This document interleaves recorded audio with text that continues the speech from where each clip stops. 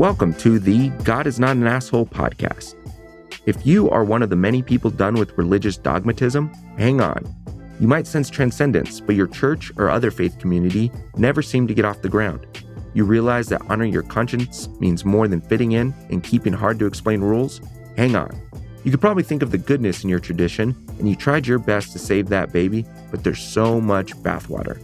Join your hosts, David Norman Moore Jr. in California and Carrie Connolly in New Jersey, who are collaborating to bring on guests who have found life on the other side of fundamentalism. Guests with stories of how they have liberated themselves from beliefs that divide us from each other. None of our guests' narratives are identical, but we hope you'll find something in common with each of them. We invite you to experience our common bond as we all inspire even more of us to embrace the true self.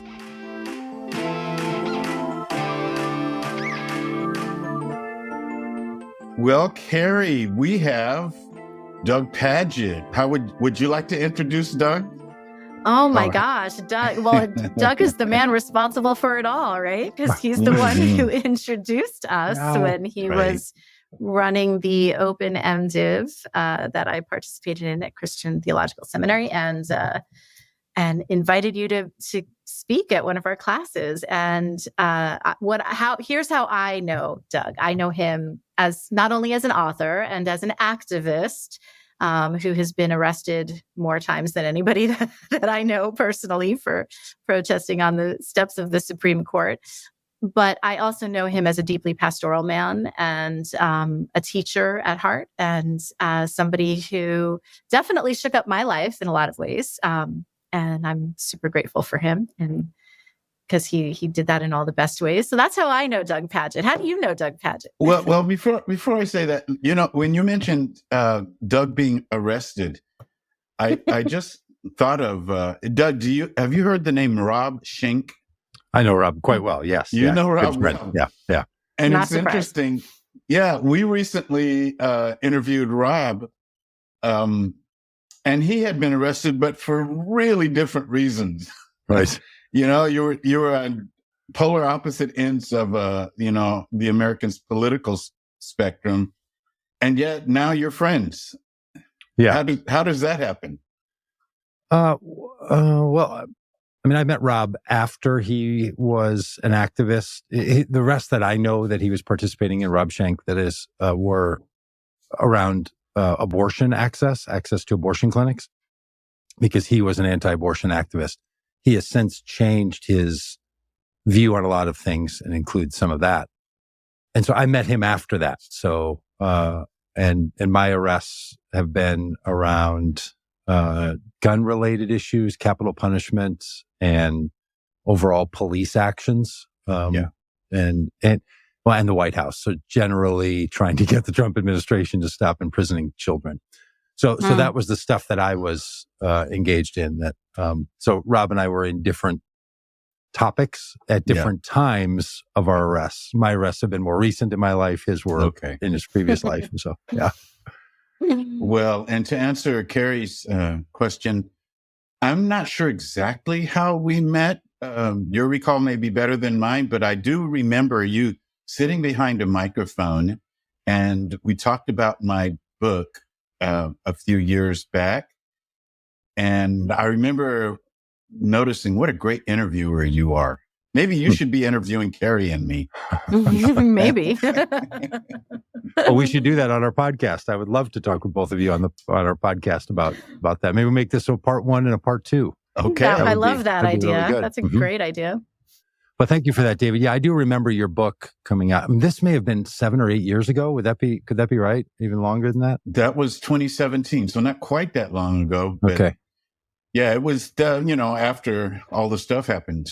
2017 opened. Yeah. And as you guys experience when you run a podcast, you're constantly looking for people that are interesting to talk with. And meeting you was such a real breath of fresh air. And I was been thrilled with that connection from the time it happened. Yeah, I think I reached out to you, if I'm not mistaken. I just don't remember for sure. Yeah. Anyway, you have really, your story really honors and uplifts the sacredness of the vote the power of the individual voice. And, that I find that really appealing, especially, with, me coming from a family where, that's, ancestrally, that has always been a challenge. And so, I really appreciate that. And what led you to become such an activist when it comes to getting people to vote? Yeah, I run a group called Vote Common Good. So it's right there in the name of the organization that I helped found and I'm the director of. So yeah, we do think a lot about it. And I'd be glad to say something about the act of voting and how it's one of the ways that we participate collectively. In fact, it's one of the few things that we tend to do with people that we are otherwise not in agreement with, right? Like it's one of the very few shared actions in a democracy and civil society that we, those of us who've reached a certain age and don't have other limitations put on us by our government, we all sort of get in on this thing. There's, if you think about the vote in 2020, the presidential vote, 160 million people did a shared thing. There's not a lot of things that people do in a 3-week period of time that 160 million people and weren't observers. It's not that we watched something or we took in something. We acted. People filled out a form. They went to a place. They intentioned to have their contribution included with all the other people and their contributions. There's something really, really great about that. I would love to see that be more broad than it is. I think more people should be able to vote. There's a lot of things how we could make our voting more inclusive and more interesting and more inspiring for people. Sure. But our organization's primary thing is not trying to convince people that they should vote. Our organization, Vote Common Good's primary work is trying to help a particular subset of voters, specifically religious voters, and particularly evangelical and Catholic religious voters, that group of people, to think about their identity as it's related to the action that they take when they vote. Yeah. And to see that your action in voting doesn't have to be dictated by someone else. Now, that might be surprising to some people who don't know how much tension there is for people who feel that their religious identity commands them to vote in a particular way. Yeah. And we believe there should be more agency in the individual and could be more agency in the evangelicals and Catholics who vote to make the choice of voting more dynamic. Well, let me first of all thank you for your work and your organization. This leads me to something that's been on my mind, and I wanted to really go deep into your heart on this, Doug. We've all seen op-eds, even books written by people who are they're Christians. Some of them are evangelicals. Some of them are ex-evangelicals, and some are not practicing in any of the above. But they have been studying over the past few years. They've been studying the very thing that you're studying. The way that this movement on the right has coalesced around ultimately around Donald Trump. But at the same time, I don't see as much being written about this growing recognition, really, and this speaks to why Carrie and I are doing this podcast, this growing recognition that you don't have to have dictates in your mind. And so can you explore that for us? Yeah, sure. Most people vote and do other things in their lives, not just voting, based around a belief that the action they're taking proves that they're a good person. Hmm. Right. I've been with people in all kinds of situations who will remind you that they're a good person regardless of what they've done. Some people have a history where they'll say, in spite of my worst day or in spite of that period of time, I'm a good person. And that's really important because we are good people, right? And good people do really harmful things to ourselves, to each other, to the planet, to the relationships that matter to us. Like one of the interesting things about human beings, or maybe it just comes with consciousness, is the not only ability to, but seemingly drive at times to self-harm. Like why we are this way as human beings is curious, and psychoanalysis tries to answer that in some ways. Different spirituality tries to delve into it. Art and music tries to. Anybody laying in bed when you've had a fight with your partner, trying to figure that out, like, what are we doing? Why are we creating conflict unto ourselves? So we're good people that do things that don't benefit us all the time, right? So that's important. But the identity of being good is crucial to all of this. And one of the indicators that tells us that we're good is the community of people around us. Now, that community might exist more in our head. It might be a psychographic community, or it might literally be the people who we're spending a lot of time with. But there's some group of people who are reinforcing a narrative that tells us when we're good and when we're not good, and that keeps us sort of moving. But when it comes to voting, most people don't vote for people who are like them. They vote for people who like them. And we say this to Democrats all the time.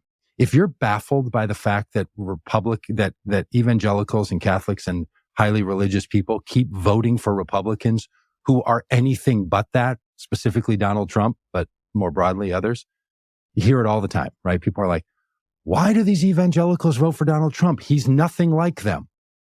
Well, that's not how we vote. We don't vote for people who are like us. We vote for people who like us. Wow. And who we think are going to act on our behalf. We partly because we live in a representative form of democracy, right? So some of that's maybe rooted there. Most evangelicals believe that Democrats don't like them. Most Catholics believe that Democrats don't like them. Most evangelicals and Catholics who think that are right. Many Democrats don't like religious people. They don't like a particular forms of religious people. They often don't know them. They don't hang around them. Often if somebody's an evangelical or has a Catholic background and they're in democratic circles or political circles, they stay quiet. They don't out themselves. So you have this thing going on where you have, 130 million people roughly who are Catholic and evangelical in America. A bunch of those people vote. 70%, 60% of those people feel as if our major political party of the Democrats would prefer that they not express their opinions or that their opinions they have not be actualized into public policy, into law. And people don't miss that, right? It's the way that some people in other traditions, because there's very conservative religious Black voters who feel that Democrats don't like them. So it's not being conservative. It's not being religious. There's something else that frames why and how are we accepted. So there's a lot of Republicans working really hard to say to Black communities, you're included, you're liked, we hear you, we see you. There's a lot of work going on.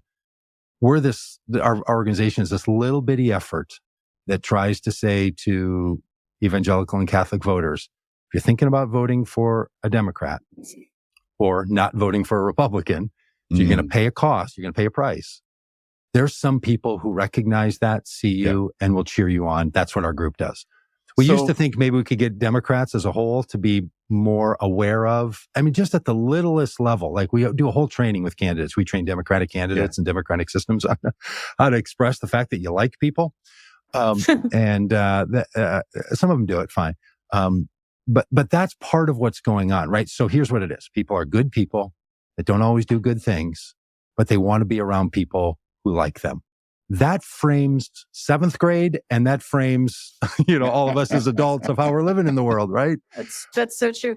So first of all, I think I've heard of a book that kind of talks to that whole thing about good people doing bad things. You know, I think I might know one like that. But anyway, the whole idea of what I hear you saying, and I have so many thoughts running through my head, but I hear you talking about belonging and community, right? Mm-hmm. But also about identity. So in our hyper individualized country where the individual is paramount, you know, and identity, the quote, identity politics. And when people say, don't play identity politics, I don't play identity politics. Usually that's somebody whose identity is not being oppressed or who's not being oppressed because of their identity. But so we have this, on the one hand, this hyper individualistic issue of identity, and then the belonging that is, and that identity is often derived from that belonging, or the belonging is defined by the identity one way or the other. That's kind of a fluid thing. And what you're kind of saying, what I hear you kind of saying, is something that I think is very Jesus-esque, which is, hey, you can belong here regardless of your identity, right? You can belong here regardless of that. And so that, in my mind, is a very Jesus-y way of being, right? It's a very Jesus-y way of being. And also, I think that Jesus was a deeply political figure, right? I think he was deep. I don't think you can really read the scripture and understand it, in my opinion. If you really understand the scripture, I don't think that you can deny his deeply political identity. Definitely. Right? Yeah. And yet there are a lot of people who say, I want my religion and my politics to be separate. Yeah. Right. So I'm curious, can you, I don't know if I have a well-defined question here, but I'm just curious if you can talk a little bit more about that concept of identity and belonging and the collective, and how can we bridge this gap where people feel as though their identities are unsafe unless they are belonging to this particular group. Yeah. And look, that is an internal struggle as well as an external struggle. So many of us are quite familiar with this because we do this inside of our own lives, inside of our own minds. It's like we have these characters that are us, as if an individual in our lived experience, especially our private internal lived experience, is a little community of people. In fact, there's even some people who do work on this. It's called internal family systems. There's a therapeutic mode called internal family systems. Basically suggests that just as there are characters in a family, that people play roles in families.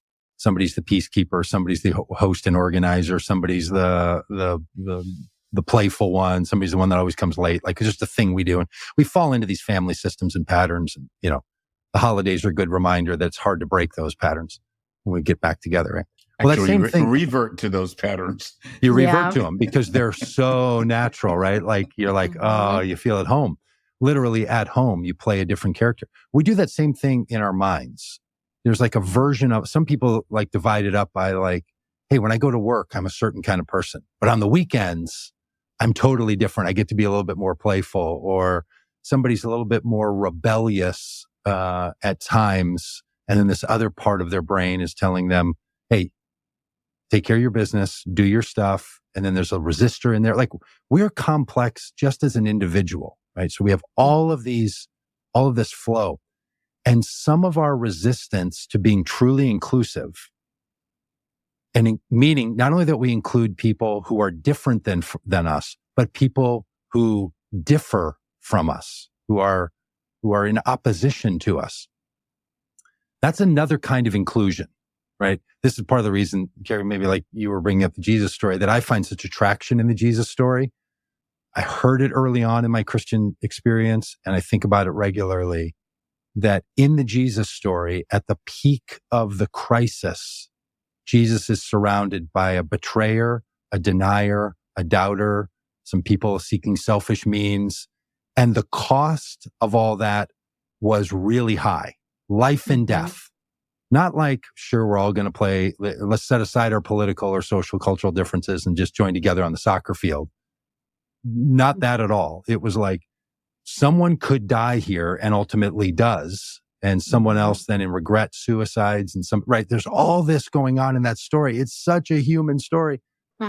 So it feels to me like that's a kind of inclusion that I think whenever we say let's be inclusive, we're longing for and is very hard to get to.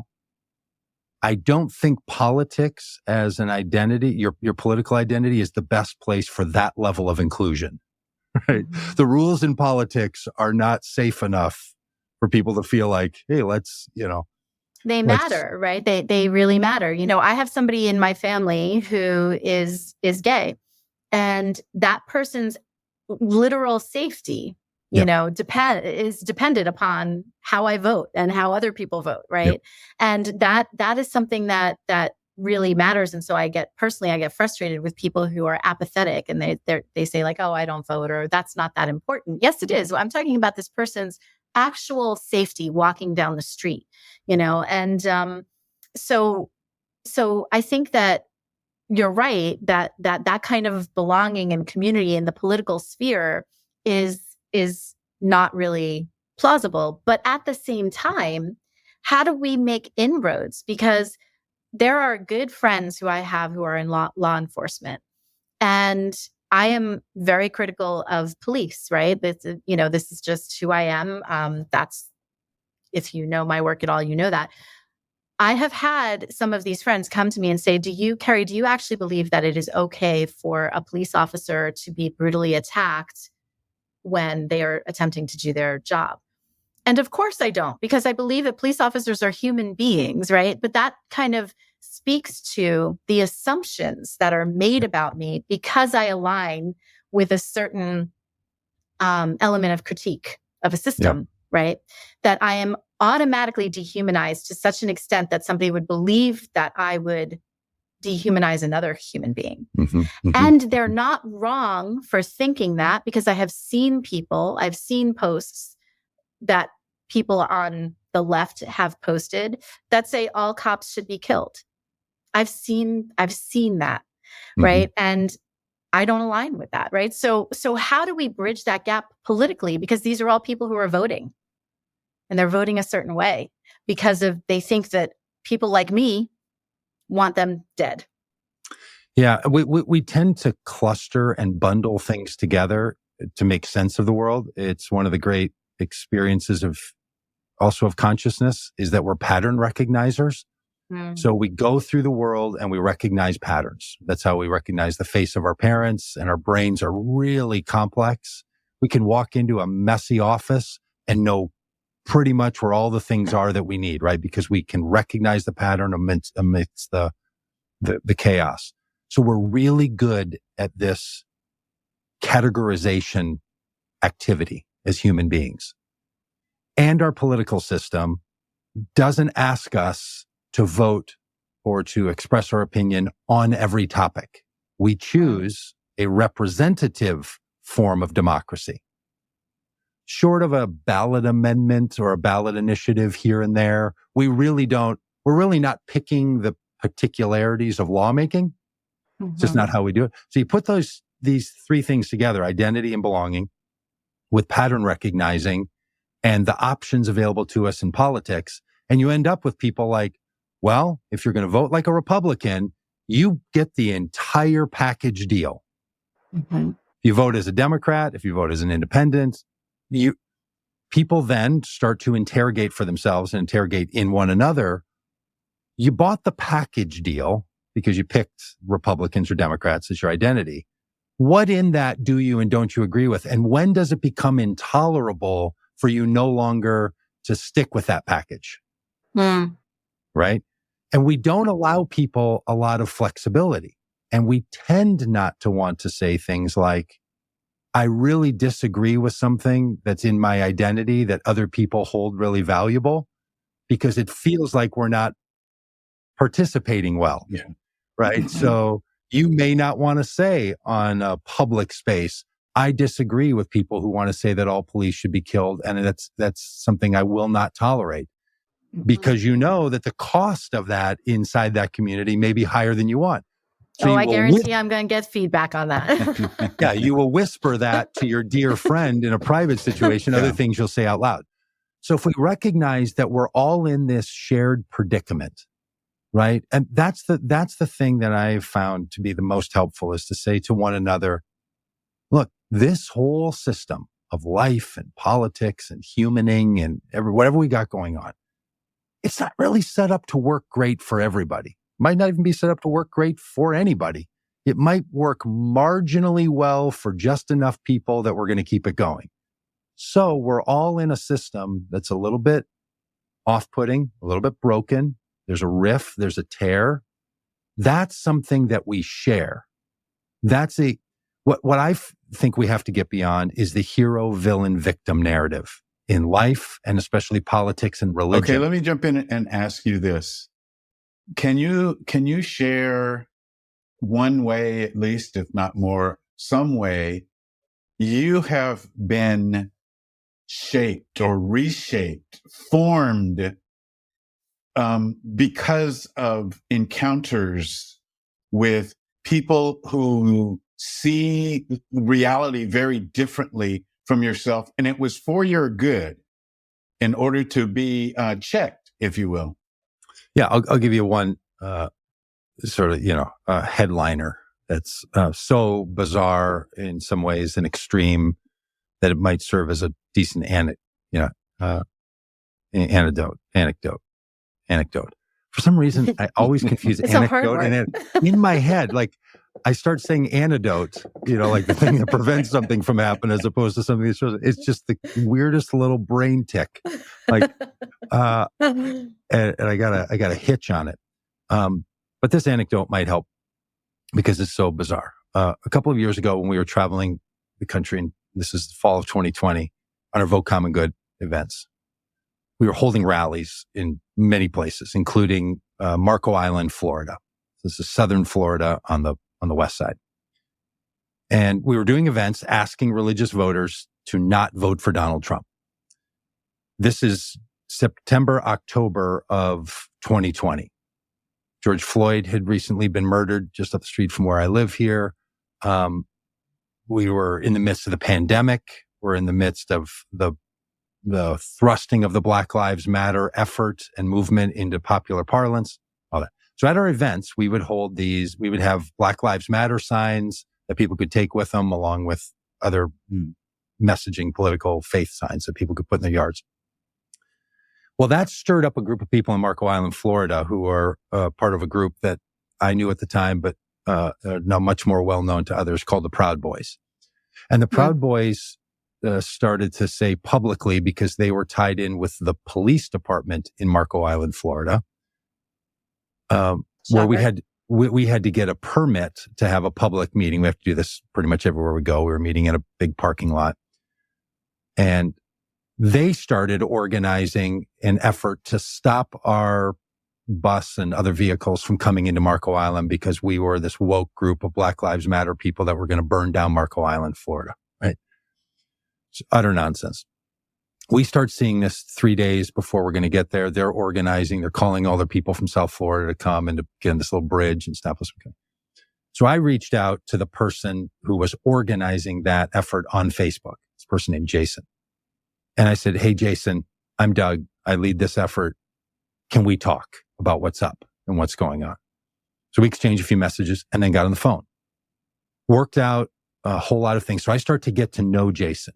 Now, Jason is himself not a member of the Proud Boys, but he's in an adjacent group that's organizing there. So we work out a deal where they're going to have a space to protest our event, and we're going to run our event. And then they were going to present at the end of our event. I said, "You can come up and say what you have to say to us," because I like that kind of thing. Like I believe in truth enough that if you set the right context, people should say what they believe and what they think, and then people can decide, right? Agency is a big deal for me in that sense.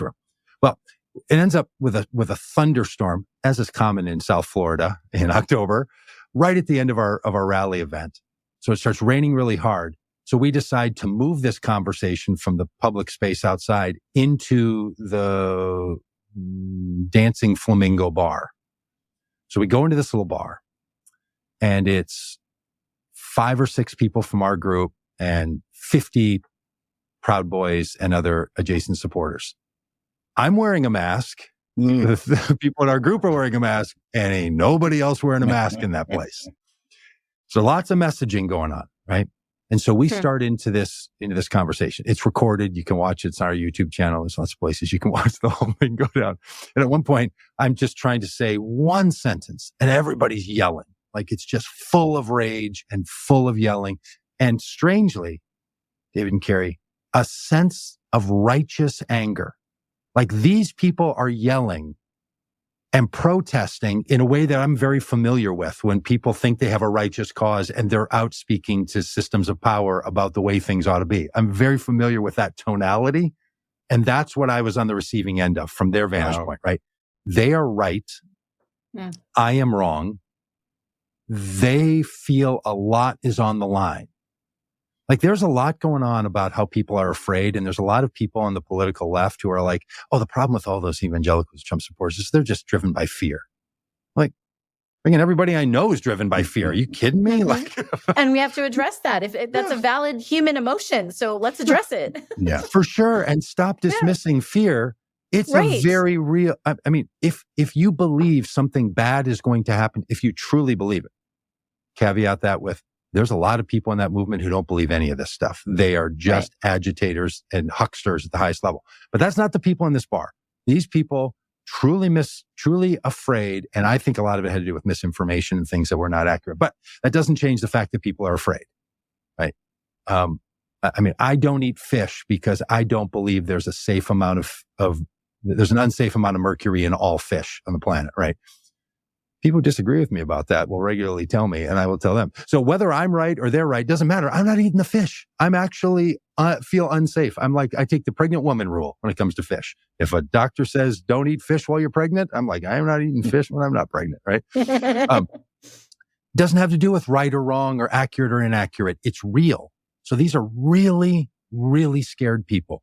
Really uninformed. At one point, they're yelling, I'm just trying to say a word, And I finally said, look, if I can't speak at all a sentence without being interrupted, I just have to stop this. It's not worthwhile. It's just ridiculous.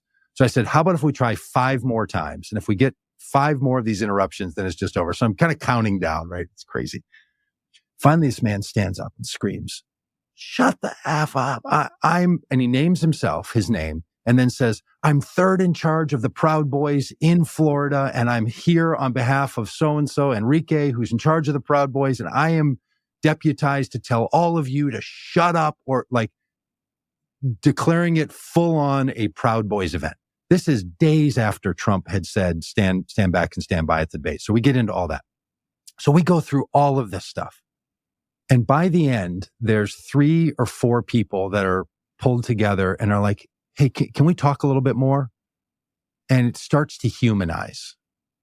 And the thing that was impactful for me is that in the political spaces, in the danger spaces of the kinds of children and family members that are in my family, the people that were traveling with us on our bus, we've been threatened by white extremists and right-wing extremists and Proud Boys multiple times. The threat was real. And these people are behaving in ways that are consistent with the ways people behave when they're afraid. And so to share with them, here's what I'm afraid of, and you're afraid, and we share that. We don't share the what's, but we have a common experience of being afraid. Now, when I said something similar to that, they're like, we're not afraid, I'm like, okay, yeah, that's fair. You don't need somebody to mansplain your fear to you. So I get that. I won't do that. On the other hand, I'll just say then that I'm afraid. So then other people came up and they go, well, here's what I'm really afraid of and what I don't know. And the thing they were afraid of was they felt like this country was now inhabited by and empowered by people that they didn't understand. The same feeling that I have about them, like, what on earth are you talking about? And who are you? That's how they felt about all of this. And they said, you're the first person I've ever met who believes these things that I've personally spoken with. And I'm like, well, I'm right up there with you. I mean, I've never had an ongoing conversation with a Proud Boy or with the women who are adjacent to the Proud Boys, because I don't think they're members, but I don't know what the rules are there. But like full of a bunch of women yelling at us. So that like true experience in the midst of this very real political, cultural, religious thing that's going on. Because, by the way, that world is funded and fueled by religious narratives. And so to fundamentally have to say, I have a shared human experience with them, and me too. Right? To extend that grace from myself to them is a kind of inclusion I'm still working on. Thank you so much for being here today. We are people who have left behind performance-based religion and the shame that comes with it. Maybe you have a personal liberation story to tell, and we want to know about it. Please contact us on Twitter at GodIsNotAnAsshole or text 805-703-8393 because the world needs to know that God is not an asshole.